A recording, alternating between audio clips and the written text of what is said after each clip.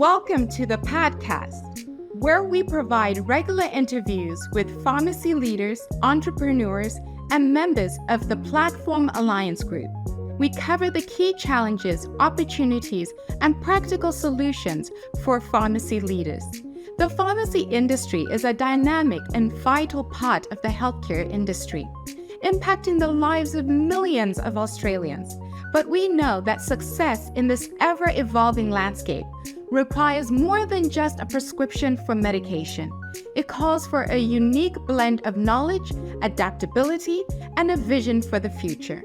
I'm your host, Melody Mugari, and together we will embark on a journey of empowerment, motivation, and growth. My guest today is proudly brought to you by the Platform Alliance Group, Australia's fastest growing community pharmacy group. Good morning. Good morning, Veronica. How are you doing this morning? Good. Thank you so much for having me. It's lovely to be here. Oh, it's lovely to actually have you. So we've had a quick chat and I've had a bit of a deep dive into who you are. I've seen the amount of articles, including the videos you've done. And I must say I'm quite inspired. I am really inspired in hearing your story. So before we get started, can you tell me a bit about your background and what inspired you to become a pharmacist and a pharmacy owner? Oh, well, thank you very much for saying that. That's very kind. When I first got to Australia and going through high school and university, I really didn't know very much about what I wanted to do at all. I think I was just kind of going day to day and trying to figure out where I fit in this, in the world. I think like every child that. Yeah, I'm sure you would have been through similar things yourself. I think I'm still going through it. Yeah, I don't think we ever really go past that, to be perfectly honest. Yeah, pharmacy is something I fell into at the beginning almost by accident, really. My family, my parents came from a healthcare background, um, and in Cambodia, to be a pharmacist is something that's considered to be, well, right up there, a very, very prestigious occupation. And my father, although he is actually, funnily enough, he ended up becoming a GP. It really isn't what he wanted to do. He really wanted to be a pharmacist and was actually studying pharmacy at university, but that sadly did not work out for him. So when I came So to, becoming a GP was a second option for him? was his second option, his third option, Interesting. actually. A third option, Yeah. okay. Yeah. Look, long story short, he was studying pharmacy. He got into a fight with one of his university lecturers. When you're a young, hot-tempered guy, these things will happen. So he was kicked out of the pharmacy degree. So he kind of went, oh, well, what can I do? So he ended up moving into medicine instead. But he always had that dream. So when I ended up, at that point in my life of not knowing what to do, he was like, oh, Veronica, it would be so great for you to be a pharmacist, and I was, Live my dreams through you, daughter. yeah, well, it was something that was unfulfilled and something he'd always aspired to be. And, like every child who's looking for a bit of direction, I was like, sure, why not? And then when I went into university, I didn't really, I think, understand the potential behind it. I was really, really lucky. And then I ended up, once I started working in pharmacy, I really, really enjoyed it. It really helped ground me. It helped me figure out who I am to a certain degree, helped me figure out my place. I started to see the good things that I could do and the positive differences that I could make in other people's lives. So I really embraced it from that point. So although not every child will say this willingly or publicly, hey, Dad, guess what? You were right. Thank you. You were right all along. So how does he feel when he comes to visit your stores? Yeah. Well, I hope that he's proud. I hope that he's proud of, the things that we've done. We're not a very demonstrative bunch, but I like to think that he is proud of the things that I've done up to this point in my life. Oh, that's amazing. And I'm sure that every lesson that you have had, or every challenge, or every experience you've had, translates into what you do day by day. You mentioned that you're from Cambodia. Yeah. Obviously, I've read up and have read that you were a refugee and you actually came to Australia in 1991. Yes.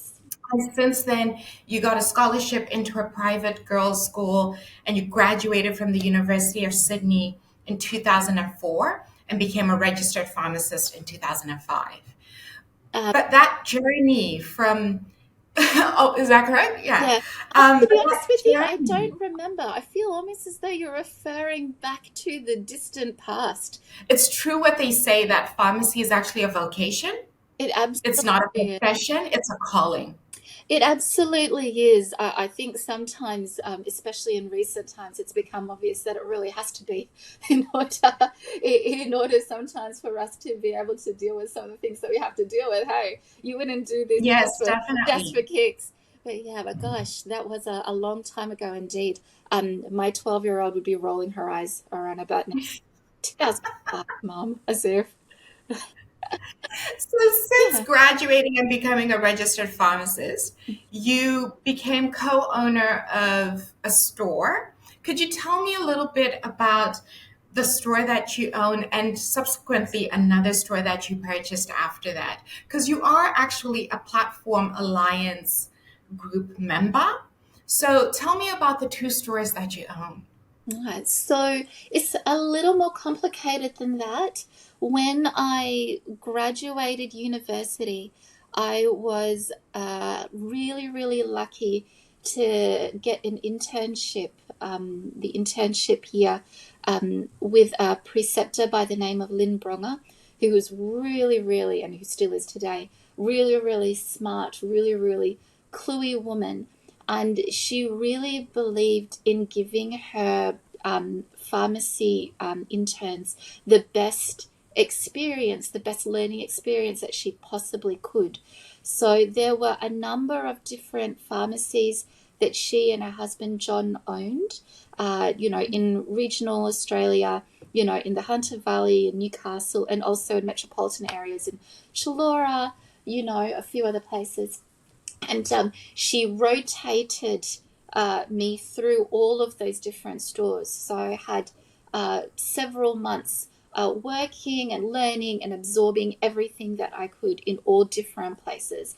And it was really, really something, really an eye opener. So after I completed my internship there, I stayed working around Newcastle and Muswellbrook, around the Hunter Valley for a year or so after that. And then I began doing locum work, around that area and coming back to Sydney and going south, down the south coast and a few other places as well. And after had, I felt absorbed as much as I could, which Yeah. now looking back, I realized was a really silly thing to think because I'd only been locuming for 2 or 3 years and I thought I knew everything, you know. I went, okay, now is the time. I think I'm competent enough to own a pharmacy for myself, you know. Yes. And I went actually as a sole trader and purchased a very, very small, very, very rundown pharmacy in Colyton, which I still have today. That was my first store, Colyton Centre Pharmacy. Um, and wow, that was a An very, eye very opener? steep learning curve as well. Yeah, I had that hubris of youth, of thinking that I knew everything. Oh my God, I knew nothing. I knew nothing at 25, 26, whatever it was. Yeah. It was a very, very small pharmacy. We were lucky to see 40 scripts in a day, you know. Yeah. People would be coming in. I would have finished dusting all the shelves, and I was doing all the ordering by hand. And I had time to sit and watch a movie, during the course of the day. It was that quiet. Yeah. But no, built it up, and Yes. it started to do better, and I was trying different things, and I was realizing, geez, there's so much more to pharmacy even than what I thought. There's so many different, intricate and complex and interesting and challenging aspects to all different parts of pharmacy. A very, very long story short, got married a year later. Yeah. The business was doing better. We were, we really changed and what the business was about in that time. And I really, at that point, was coming up with my philosophy for what I wanted to do as a community pharmacist, which was really embrace the community aspect of it. Not just here's your script, make you don't have grapefruit juice with it, very good, off you go. But really trying to look at each person who came in the door as a whole and try and problem solve as many of the different things as I could, really link into Colyton and the St. Mary's and the Penrith City area as a community, develop links with schools and community groups and all those sorts of things. Then, took a bit of a break to have the kids. And my husband, who, by that time had become a pharmacist as well, he was looking over the store for me. And then after the kids were old enough to stand up by themselves, then I went to myself, hey, you know what? This is a great idea. The first pharmacy is doing pretty well and everything's running well. Why don't I make my life even harder for myself? Because what I discovered is that during that time, even with the pharmacy and the 3 children, and by then I was getting into refugee advocacy work, which I think was just a natural continuation of my life and what I'd started with, our community engagement with the pharmacy. I was like, you know what? Yes. I'm going to do all of this again. I have plenty of time. That's fine. I can do this. Yeah, sure. And then we were lucky enough that the pharmacy in the next suburb along came on the market. Mm-hmm. And so I decided I'd repeat the whole process there. And sounds like a plan. Yeah, it was not really a plan. It was very, very, it was more kind of like a skeleton of a plan, if you know what I mean. Yeah, there are definitely things that I would have done differently, but at the time, it did make sense. Tell me something. With the first pharmacy, because you were doing 40 scripts, yes. What one thing did you do to build it up? And what number of scripts is it doing today? We're easily cracking 200 on most days. What did I do to build it up? What changed it from 40 to 200? What do you think was the driving force? Me? That's a terrible answer. No. Be honest, yep.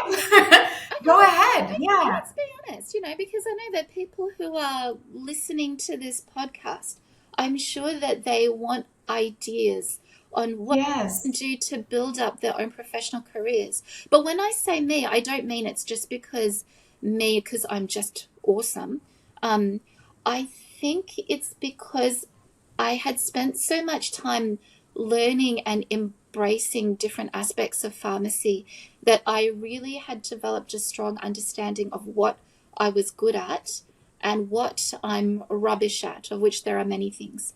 And what I'm really good at is developing a really good rapport with people who come in, not just chatting about their day, not the very surface level stuff, but looking at the needs of a person and then engaging the links that we have with the community to try to offer a more whole solution, right? So Yeah, I I had worked in pharmacies that were high volume, low service, if you know what I mean. Like not really in Yeah, professional services. it's more transactional. It's more transactional. And I mean, I can do it, but I don't enjoy it. It's, I I know can what be you very mean. efficient at it, but it's not really what I like. Um, Yeah. I had worked in pharmacies that had a very, very strict professional approach. And that's not a bad thing either. I'm talking about the places that, you're on the raised platform and you're in the white coat and you have all the fancy business cards and the letters after your name, and everybody's quite regimented, you know. And I mean, again, I can do that, but my natural personality isn't really that way. I'm much more Mm, extroverted, and yeah.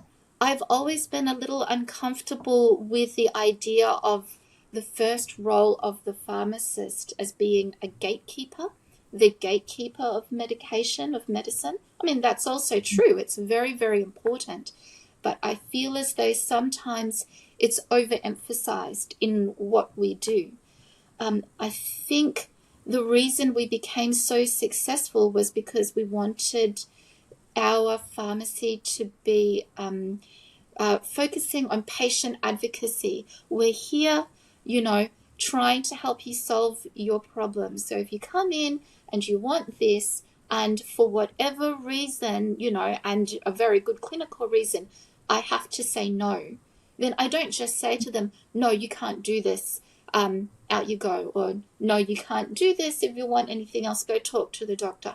I would try and work with them and go, okay, you can't do this, it's a bad idea because XYZ. But here are your other options. These are the things that you could do instead. If you know what I mean, I'm trying to work Yes. with people, You're trying to find a solution for them. It's absolutely. not just a no, it's a no, but let's see what we can do. Exactly, like let's see what we can do.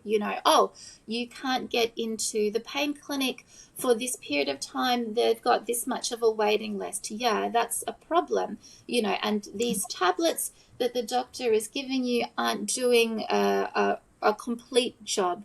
Okay, Yeah. what other options do you have? And it doesn't have to be a product based thing, it can be, you know, this group have a walking group, every second Very Thursday. true. Let's link you up with them. I know this person, they come in and visit, all the time. They've left me their business cards. Maybe you guys can get together at one of our community lunches that we're arranging and you guys can sit and chat it out. Or you're a man who's come in, who's very nervous to go anywhere without his companion animal, but you can't go and chat at a men's shed around the corner because they have a very strict animal policy. You know, Mm. it, you know, okay. I mean, you can just use this product and that product to try and help you deal. But also, how about, you come in and you meet this person and chat with this group? Like, let's find you different options.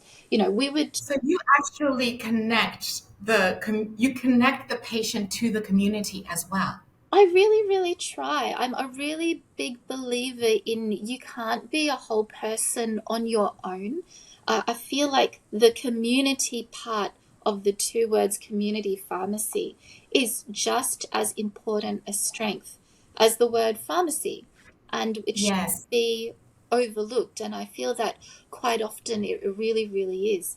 But community pharmacy's strength is in the people that we're looking after, right? So Very true. if we are only looking at this one part of them, not embracing them as a whole, then neither of us are going to get the best results. We do our best to look after them, and we find that in return that they do their best to look after us. And that has always been our most powerful strength. And sometimes that means that I don't come across as Veronica, the professional pharmacist, and the Ben Casey with my buttons done up and that sort of a thing. Sometimes I'm just me, but that aspect of they get to know me, just Veronica, as who I am, has also been a really, really powerful thing for building that trust and building rapport and giving them a good reason to want to keep coming back to see me. Yeah. I'm sorry, I know that's quite an in-depth explanation. No, and it's a perfect one because you're a woman after my own heart. I have never been a pharmacist who is just transactional. I totally hear you when you say that when a patient comes in, there's more to them than just the prescription that you're handing out. There's more to that person. And that's what makes work worthwhile, actually, to be honest. If you're going to concentrate purely on just the transaction, you're going to get burnt out very fast. Exactly. People do not have loyalties to transactions. People don't have rapport with transactions. That's not what community pharmacy should be about. And I hope that it isn't. And I hope that in this country it never will become that way. Yeah, but community is where it's at. Yeah, that. Exactly. So you've got 2 pharmacies right now. I do. Morrison Care and Advice Pharmacy was the second pharmacy that came after you had an epiphany of, I can definitely open a second pharmacy after raising babies. Yeah. I have 3 small kids. I have a husband who I very much adore, but also sometimes it's also great to have a little bit of space as a whole independent adult. And I also feel it was a really great idea for our marriage, for us to not necessarily be in each other's faces all the time. So I won't lie, there was that aspect of it. Yeah, our styles are very, very different, but very complementary. Yeah, so these days, he has a much more active role at Colyton Centre Pharmacy, and Morris Care and Advice Pharmacy, which is in Oxley Park, which is really next door, 5 minutes down the road. That is, I suppose, our baby of the 2 pharmacies. It's 5-6 years old now, and we're building it up, and we've used the same approach, which I think is a really, really good approach considering the demographics of the area. It's not an affluent area. It's definitely one that could use a lot of support, all the support that it can get, really. And we've found it to be really, really successful. So they're both Advantage pharmacies, or one is an Advantage, one is a PAL? One of them at the beginning was just purely independent, which was Colyton, and we eventually became a pharmacy alliance. Part of our strategy was that when I went into the second pharmacy was that we did want to niche just a little bit. We didn't necessarily want to cannibalize too much, although we're still working very much cooperatively. But it's nice for us to take advantage of different strengths. So I won't say the name of the banner group that the pharmacy was with, the second pharmacy that I went into, but it was much more retail focused. It was cataloging, it was stock allocations, you get the idea. And that was pretty much all of the offering of that group, the group buys it sort of a thing. And it just felt, although again, there's nothing wrong with that approach, it didn't feel as though that was what I was after. It didn't work very well with what I was trying to do. So we actually came across to Advantage, which was such a fantastic decision on our behalf. And I'm quite shameless in saying that I have found the Advantage group to be so wonderful as support. It's going to sound a little bit like an ad. You're welcome to cut this part out. But I don't know. Yeah. But especially, because I went into that pharmacy and I joined Advantage, and I joined at just the right time, just before the pandemic. And the sort of support that they were offering was really, really helpful in running the day-to-day aspects of the pharmacy. Like we couldn't get PPE. What were we going to do? Well, Advantage was helping to source that. We were struggling to find hand sanitizer. There was so much information that was changing so fast, and Advantage were putting together the information, summarizing it, and sending it out to us, just trying to make it as easy as possible. Fantastic. So we found that style, was much better, because they were also looking at community pharmacy as a whole, Exactly. trying to solve all of the different aspects of the problem. And then, very fortuitously, Advantage and Pharmacy Alliance decided to combine their strengths. So now here we are again together. It's all working again. Yeah. And so we were, strictly speaking, they were Pharmacy Alliance and we were Advantage, but now we're all just one big happy family again. Yes, we are. You brought up COVID and some of the insights that Platform Alliance Group supported you with. But as a pharmacist during COVID with 2 pharmacies, and you were deeply embedded in the community, and all of a sudden we were at a stage where our patients couldn't come in or needed us the most, but they were told to stay at home.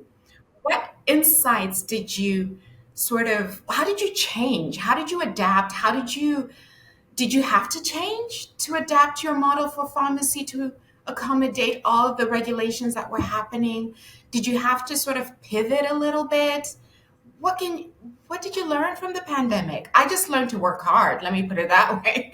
And that we are actually an underutilized resource within the community. That's one thing that I clearly saw, that we were, like, as pharmacists prior to the pandemic, we probably weren't valued as much, but then the pandemic definitely showed that everyone else can go and work from home, but not pharmacists. That wasn't a luxury we had, and it wasn't something I think even if we had the option to do, we would have done. COVID was such an obviously an insane time, and it was really, really, is challenging the right word, heart-wrenching at times, wanting to pull my own hair out at times. It was such a difficult time. I really don't know if I would go back and if I would do the same things, if the same thing happened again, next year or something like that. Oh, heaven forbid. We really went all out in trying to help the community cope with it, because I will say that although I love my local community so much, gosh, there are so many issues with health literacy and poverty and all of the social issues that you might expect to find in such an area. There's certainly a dearth of health services in the area as well. So, Veronica, you've done a lot of work in the space for refugees, and that probably stems from the fact that you yourself came to Australia as a refugee. Could you tell me, how did you get into Yes. Mums for Refugees, and what sort of work does it do for the community? Oh, God, I am so proud of Mums for Refugees and the women that I'm working alongside. I feel as though in my life I've always been surrounded, I've been so privileged to be surrounded by these really resilient, intelligent, powerful and generous women, in pharmacy and now in refugee advocacy as well. I got into refugee advocacy again by accident, I suppose. I was at home with my first child, and it was a big adjustment after stepping back for a little time from the pharmacy. Pharmacy is so intellectually stimulating and mentally challenging. And it's very, very difficult, I think, for other women in pharmacy. I'm sure we've all had the same experience where you step back to the home life and you're really having to readjust the level at which you're operating on. And it's a difficult connection, a difficult time, I think, a difficult adjustment for some. So I did what many people do, which is I started spending more time on Facebook. And at the time, Australia had a lot of people who were being held in offshore detention in places like Manus and Nauru. And, I was a refugee myself, and I know firsthand the experience, and I know some of the challenges that they go through. And it really, really disturbed me as a new mother, holding my own precious child in my arms, looking at them and thinking to myself, if life was different, then I could be in the same position as any one of these mothers now who was trapped, through no fault of their own. Like, they did nothing that I didn't do or that my own family didn't do. To try to survive, to try and bring your children up in a place where you knew that they would have a decent chance at not just a good life, but at survival. And to see some of the really terrible things that were being said, it tore at me, and like any reasonable person, I started fighting with people online in the comments, because that's Exactly. what people So your first do. fight was And online? yeah, for sure. First thing you do is that you get on there and you're just like there, the thumbs going at like 100 miles an hour, just going, oh, like, that's it. And I think that because I was a vocal person, and I think I've always been perhaps a little bit too big of a mouth, I attracted the attention of this group, Mums for Refugees, which had really already established themselves, but they were a much younger group. And they were like, hey, we see you online all the time. You seem very knowledgeable. We're really interested in your experiences. You're very articulate. You're obviously really passionate. Would you like to come and meet us? And, maybe there's a chance here for you to do some good. And I was a little hesitant to begin with. And then I saw that this was a group that was really very female focused. It was a very female oriented space. I mean, it's in the name, like Mums for Refugees. And I learned a bit about them. And it had started out that there were 4 women, who were at playgroup together, who were also aware of what was going on and were feeling the same things that I did. Like, it's not right.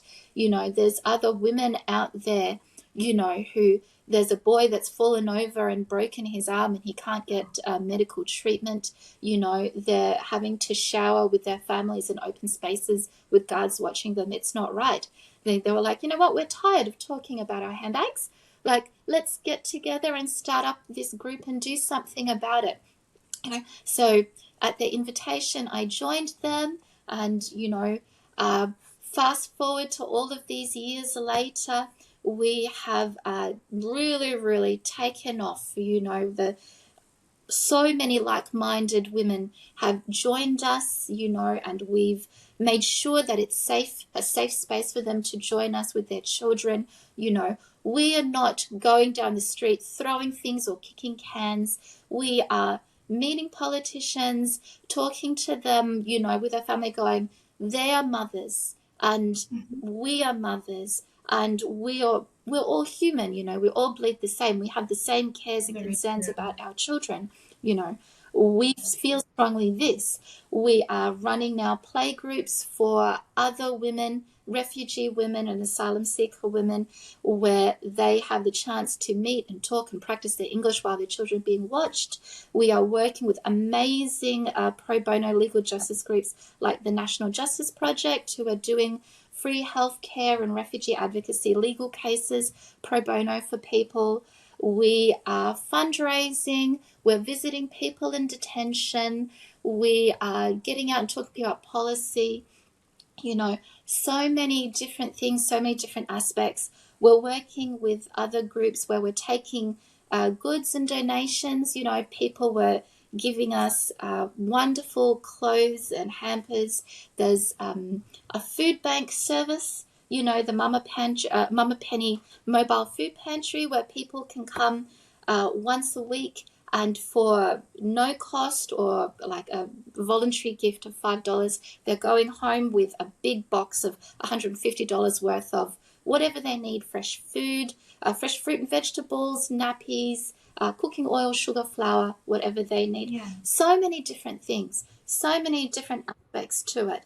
And of course, like always, we're still online, responding in a more reasonable way these days, I hope, to other people commenting on Facebook, doing what we can to Yeah. combat the misinformation, so that people can see that, these aren't, the boogeyman. They're just people like you and me, and they're not doing anything that you or I wouldn't do in the same situation to take Very care of the true. people that we It love. started off as four Yeah. women, and now the organization has over Yes. 4,000 women actively volunteering across Australia. That's actually quite amazing. Yeah, I'm so privileged to be a part of it. It's a registered, charity. You can look the group up on Facebook. You're willing to spend a little bit of time to come and see what it's all about. We certainly always invite people to do that. Come along, help pack some food boxes, or come along and just chat, or just come along with your kids and blow bubbles with us. Absolutely, we'll do that as well. I might take you up on that offer actually and just come and, Amazing. pack a box, Yeah, or even wonderful. just whatever needs done, because I'm sure there's more to it than just food. Sometimes it's someone listening, just someone listening. Absolutely. Yeah. Do as much or as little as you're comfortable with. That's what we always say to people. If the best that you can do is like a post on Facebook, fine. But if you want to come hang out with us and sort some baby clothes, meet some cute kids, that's fine. Yeah. I really do liken it to the pharmacy experience, because just like we are looking at our community and trying to problem solve for them, trying to help them, not trying to just be gatekeepers, but trying to help Yeah. solve the issue. Look at a person's issues and look at the Yes. person, really. You know, it's just a slightly differently Yeah. focused community of people. Yeah, but very much the same idea at heart. As we conclude this podcast, and you know what, I think I've even just scratched the surface of you, Veronica. There's just so much, and I'm going to probably have to have you as a guest once again, because we've only just scratched the surface of who you really are and the amazing achievements you've just made in the community. We haven't even talked about the health literacy components that you've done within the community because of the location of your pharmacies. Thank you. And you've actually mentioned it, that Morrison Care and Advice Pharmacy, there's so many different demographics. Health literacy can be an issue, and you need to be able to sit down with that patient and make sure they're taking their medication correctly. Oh God, yes, yeah, absolutely. Happy anytime. But It was wait, I've such a got two more pleasure. questions for you. Fun You is- can't run away that fast. Oh, Hold up. Two more questions. Two more. Bear with me. So, it is a tradition with our podcast that we ask you two questions. One actually comes from a Platform Alliance group team member, and another one is from ChatGPT. So, the first oh, question okay. Interesting. comes from That's Jocelyn Morgan. She is actually a pharmacist coach within Platform Alliance Group. She has actually been my intern in previous years and is very smart and hardworking. She follows your comments on the early career pharmacist page on Facebook, and we stalked you yesterday, I will admit. And she would like to know, What is the Oh funniest God. patient story you have? Oh my God. I honestly So don't yesterday, know. I I think should we were have looking. give you a top 10. Yeah. I would like What? What is it? I would like to preface this by saying that, okay, some people, when they read what I post there, and certainly there are posts that have been removed either by myself or by the moderators because I'm just like, no, this is like bad, I'm going to take this down. But everything that I've written on there, no matter what people say, they're just like, this would never happen in real life. I'm telling you, they're all true. I could not make up any of the stuff that happens there, and it just blows my mind sometimes. But honestly, I'm never mad That's afterwards. I amazing. just love it, to be honest. I Because thrive on yesterday, it. I I think we think were it's looking at your post hilarious. about the Yeah. cephalexin and how there was a report made because the doctor had Oh, written F, I yes. think, and you gave PH as in just simple Oh my God, spelling. she was enraged. She was enraged. Okay, I do not. I can't pick a top one, but that one was quite a good one. There was a dentist, who I don't know terribly well, but is lovely, and he had written for this woman that we had never seen before. A script for Keflex antibiotics, Kefalexin, he had written, and she brought us in the script, and she was, like, she was fine. She's like, oh, I'm just here for these antibiotics. We did all the normal questioning. Are you allergic to anything? Blah, blah, blah. Got all the details. And we asked her, as you always do, are you allergic to anything? Do you have a Yes. favorite brand that you like? And she just goes, just like the generic brand, whatever, that sort of thing. And we thought that it was fine. It was fine. Like, we did everything like normal. She left. She came back, and she was Oh enraged. There was my steam coming gosh. out of her ears. She was like, oh, you're trying to poison me. I'm going to report you. What is this that you've given me? And she's going to me, I'm allergic to penicillin. And, and I was like, okay, it's not a penicillin, but we asked you, we actually ask twice, once when you hand it in and once when we give it out, because, sometimes people are just like, yeah, yeah, yeah. But she had specifically said to us, no, I'm not allergic to anything. And now she was coming back going, this is the wrong medication. I want Kefalexin spelt, like the last time I had a box of Kefalexin, it was spelt with the letter F, and it was a white tablet. And this one you're giving me is the green one. And we were like, okay, so what brand did you have last time? She said, you should know what I had last time. And we were like, we've never seen you before. I've never seen you before today. How would I know? How would I know that? There was no rhyming with her, no reasoning with her. I showed her the box. Even the box that we had given her said Kefalexin spelt with a PH and Kefalexin spelt with the letter F, but no, she wouldn't have a bar of it. I don't know. Look, some people, when they're in that Wow. state, there's no point. You just can't get through to them. She was demanding my manager. She was demanding, all sorts of things.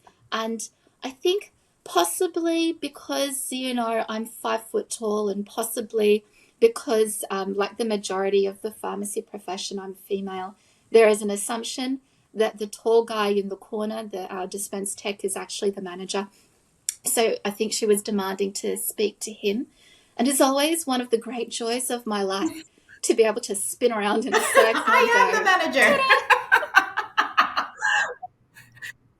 there is no one else for you to talk to. It's just me.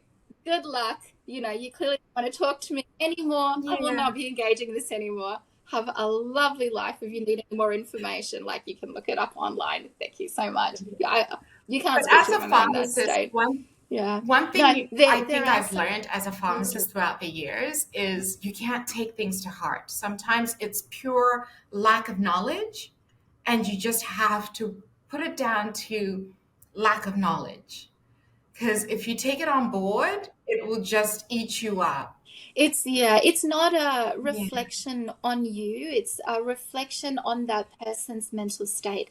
And I have in the past, and I still do, make a sport sometimes of, if I have a patient who comes in who is a cranky person, a grumpy or a grouchy person, then they're the ones that Me I'm going to too. Me target. too. I I'm do like, that I'm too. going to And I'm you. like, I'm going to have you smile and we're going to be joking by the time you walk out of this pharmacy. Absolutely. Absolutely. If I don't get you this time, I'm going to wear you down. I'm going to like a snake. I'm going to get it. And over time, I will Yes. make you love me. And do you know, so many of those people that I've done that with, they're the Loyal. ones that realize that you've made the effort. Loyal. They're so loyal. They really appreciate it. Once you've got them on your team, then they're I know, always I right know there what you with you. mean. I There always was, make it a point that everyone who comes yeah, in, you realize that they're going to have either a good experience or a bad experience. Let's make sure that it's always a good experience, because mhm, there's only two experiences you can have, good or bad. And so we're going to aim that's, to be good. And I always tell the yeah, pharmacy assistants, realize that sometimes absolutely. you're the only person someone's going to speak to that day. They don't speak to anyone else. And also realize Absolutely. that when they come into into the pharmacy, sometimes they've been given the worst news of their life. So you've got to bear with them. Absolutely. Yeah, we got to have a bit of compassion. It just comes back to caring for that other person. You don't know what they've been through that day. You don't know what's just happened. I met a woman for the first time who came in, and she was in such a state. And, even the other assistants were saying to me, God, watch out, she's being such a cow. And then we really tried to approach her with compassion. It turned out that her son had just received news that he had a brain tumor, just an hour before walking into the door. And, now we've approached it with compassion, and now we've known the family so well. We've run fundraisers on the family's behalf. Everyone's engaged with the school that he goes to. Now we're tight as, and it's just such a testament to how far you can go and the good that you can do if you can just have a little Very bit true. of compassion at that beginning, That's in the true. beginning Well, the moment. last Yeah. question of this morning is from ChatGPT. And ChatGPT would like to know if you could Okay. invite three historical figures, living or dead, to a dinner party. Who would they be, and what would you want to discuss with them? 3 historical figures. Wow, that is such a good question. So, obviously, not anybody who is alive No, it could be today living or dead, necessarily. Living or dead. Okay. I would love to have, and I'm assuming that we can all whatever speak to each other, language. whatever language. I would love to have Genghis Khan, because although he certainly has had many negative things reported about him, like historically did very many negative things, he also was a great unifier and built this huge civilization. And I'd really love to know a mind that was that intelligent and that strategic and that could plan ahead on such an amazing scale. Yeah. That would be amazing. I would love to have Carl Sagan, who is an extremely well-known astrophysicist with such beautiful views on the universe, on science, on galaxy, on life. He really, I feel, made many of the sciences that some might describe as higher sciences much more accessible to the mainstream, to the lay person. And his approach to the universe was also one of such love, you know. He really acknowledged that being a part of the universe, you sometimes can feel really small, but he also reminded us that we are such an amazing part and such a miraculous part of existence. It's, such a wonderful and a loving and compassionate viewpoint to have, and so unexpected from someone of a scientific background. The last person that I would like to have, let's have Genghis Khan, Carl Sagan. Oh, I would love to have, oh my God, there's so many interesting historical figures to choose from. Do I only have Three, to choose Vanessa. three? You're Goodness on a tight me. budget for this dinner party. We don't even know what you're serving. You could be serving fried Well, chicken for all we know. well, I would love to have, I'm going to say Cleopatra, Nice. Queen Veronica, Cleopatra. I like that. I like that, Yeah, Veronica. yeah. Like I think that's three people who really represent three very, very different aspects of life in the world and culture and time. She's always been such a fascinating woman, and I feel sad for her that she's been reduced down to being just a woman Yes. who was hot. She was Like a come on, leader. Yeah. I also agree with you. she was a leader. Yeah, she negotiated, managed and ran a successful empire when so many of the odds were against She her. was You know, influential. why is the important thing about her, Yeah. like her dating life? Come on. She was an incredible, intellectual, powerful person. I would just love to hear more of that story through her own eyes and her achievements through her own eyes, and not what, men who just went, I think Elizabeth Taylor would be a great person to play her because she was hot and that was all there was to her. Nothing against Elizabeth Taylor, but I'm just like, there's just so much more to who she is. I She's would one of love to my be able to favorite explore females that. in history, Yeah. actually. Cleopatra. One of my favorites. Yeah. Yes. Powerful Well, woman. Veronica, Yeah. thank you so much for your time this morning. I'm hoping that you will take For me up on having my me. offer to come and help out with Moms for Refugees, as well as a second podcast, Absolutely. because I would love to dive into more of that community pharmacy aspect. I think we speak the same language when it comes to that. And I think I love and to thank you hear that. so much for your time. Thank you so much for having me. Honestly, Thanks, it's such Veronica. a pleasure. At Platform Alliance Group, we believe that success is not just about individual accomplishments, but also about lifting each other up. Together, we can build a thriving and prosperous pharmacy industry that meets the needs of the patients and supports the Australian health system. Thank you for joining us today on the PAGCAST. And don't forget to share, like, and leave us a comment if you have found this episode of value or have any feedback. The podcast is promoted through social media, LinkedIn, YouTube, and major podcast platforms. And each episode can be found at the Pharmacy View webpage with links to the guest contact and business details. So once again, thank you for joining us today on the podcast, and see you soon.